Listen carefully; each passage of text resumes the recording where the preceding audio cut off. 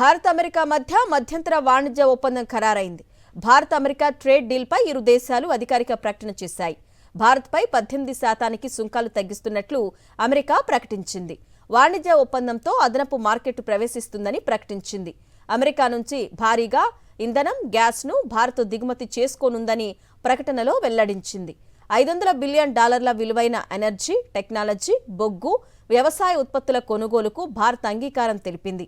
దీనిపై కేంద్ర మంత్రి పీయూష్ గోయల్ అధికారిక ఎక్స్ వేదికగా పోస్ట్ చేశారు.